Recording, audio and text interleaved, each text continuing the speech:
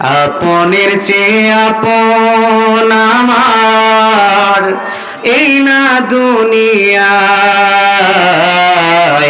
সে যে আমার দরদিনী জনম দুঃখী মা,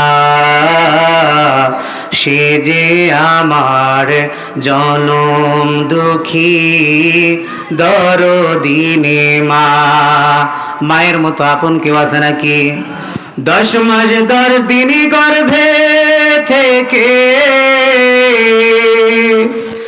কষ্ট দিলাম কত, কোলে পেয়ে ভুলে গেল ব্যথার পার যত, নিজে না খেয়ে মা,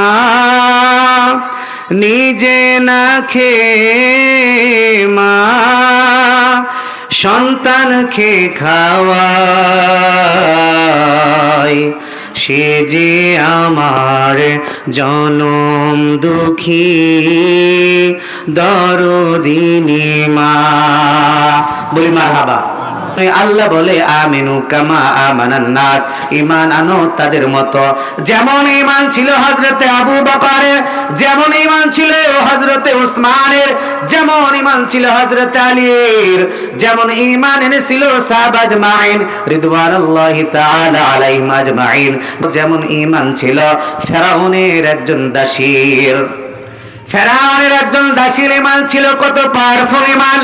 ফেরাউন যখন জানতে পারলো এই দাসীটা ঈমান গ্রহণ করেছে, ফেরাউন ডেকে বলতেছিল, দাসী শুনতে পেলাম তুমি ঈমানকে গ্রহণ করেছো, মুসার উপরে তুমি কালিমা পড়ে নিয়েছো, মুসার উপরে কালিমা পড়ে নিয়েছো, তুমি ঈমান এনেছো। দাসী যদি তোমার ঈমানটাকে না ছেড়ে দাও, তোমাকে হত্যা করা হবে, তোমাকে শুলে চড়ানো হবে, তোমাকে আগুনের ভিতরে ফেলে দেওয়া হবে।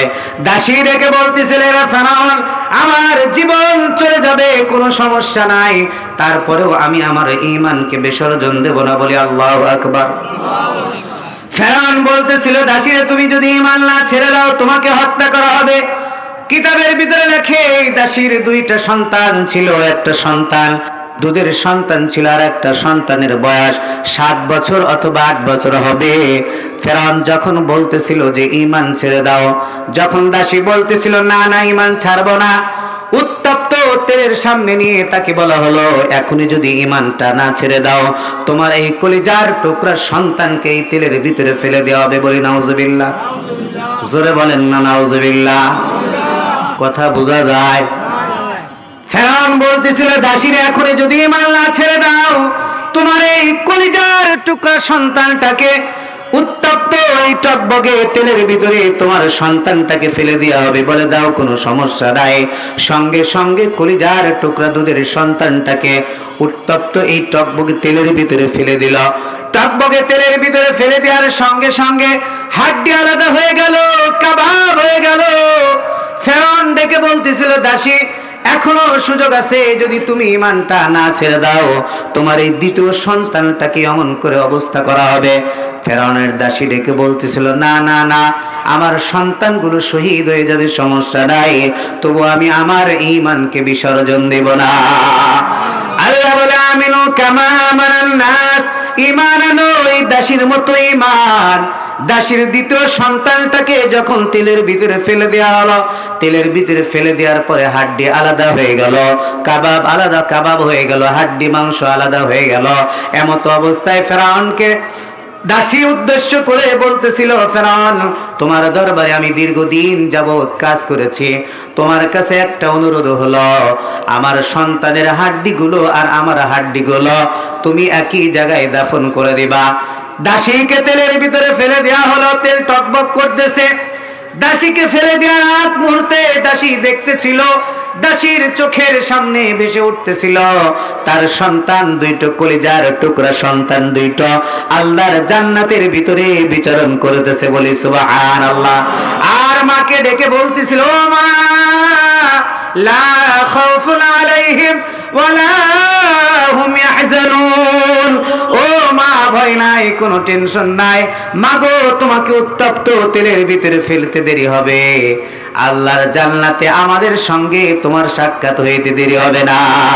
এই জন্য আল্লাহ বলে, আলা ইন্না আউলিয়া আল্লাহি লা খাউফুন আলাইহিম ওয়ালা হুম ইয়াহজানুন। দুনিয়ার মানুষ, স্মরণ রাখো, যারা আমি আল্লাহর বন্ধু হবে তাদের কোনো ভয় নাই, তাদের কোনো টেনশন নাই, তাদের দুনিয়াতেও ভয় নাই, আখিরাতেও তাদের কোনো ভয় নাই। এই দাসীকে যখন উত্তপ্ত তেলের ভিতরে ফেলে দেওয়া হলো, দাসী আল্লাহর রাস্তায় শহীদ হয়ে গেল। পয়গম্বর আরবি জনাবে মুহাম্মদুর রাসূলুল্লাহ, সকলেই পড়ি সাল্লাল্লাহু আলাইহি ওয়াসাল্লাম। আর জোরে বলেন সাল্লাল্লাহু আলাইহি ওয়াসাল্লাম। ডান পাশের মানুষ বলেন সাল্লাল্লাহু আলাইহি ওয়াসাল্লাম।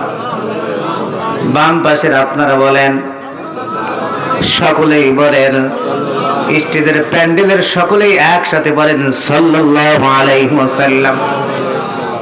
ঈমানের দাম কত! পয়গম্বর আরবি মুহাম্মদুর রাসূলুল্লাহ সাল্লাল্লাহু আলাইহি ওয়াসাল্লাম বলতেছে, আল্লাহর নবী সাল্লাল্লাহু আলাইহি ওয়াসাল্লাম যখন মেরাজের রজনীতে মসজিদে হারাম থেকে মসজিদুল আকসার দিকে যখন জেরুজালেমের দিকে যখন পয়গম্বর আরবি যাইতেছিলেন, মেরাজের রজনীতে মসজিদে হারাম থেকে মসজিদুল আকসার দিকে যখন পয়গম্বর যাইতেছিলেন, হঠাৎ করে নাকের ভিতরে সুঘ্রাণ পেলেন। বলে আল্লাহু আকবার। নাকের ভিতরে সুঘ্রাণ পেলেন। সুঘ্রাণ পাওয়ার পরে আল্লাহর নবী সাল্লাল্লাহু আলাইহি ওয়াসাল্লাম জিবরাইল আলাইহিস সালামকে ডেকে বলতেছিল, ভাই জিবরাইল, নাকের ভিতরে জান্নাতের সুঘ্রাণ পাইতেছি। জিবরাইল, এই সুন্দর সুঘ্রাণ কোথা থেকে আসতেছে? জিবরাইল আলাইহিস সালাম ডেকে বলতেছিল, গো পয়গম্বর, এই তো পাশেই সেই দাসীর কবর, যেই দাসী ঈমানের পরীক্ষায় উত্তীর্ণ হয়ে সন্তান এবং নিজে আল্লাহর রাস্তায় শহীদ হয়ে গিয়েছে, তবু ঈমানটাকে বিসর্জন দেয় নাই। ওই দাসীর কবর থেকে এই জান্নাতের সুঘ্রাণ আল্লাহ পাক রব্বুল আলামিন আপনার নাকে পৌঁছায় দিয়েছে। এই জন্য আল্লাহ বলে, আমিনু কামা আমানান নাস। ও গোলামের দল, ঈমান আনো তাদের মতোই, দাসীর মতো।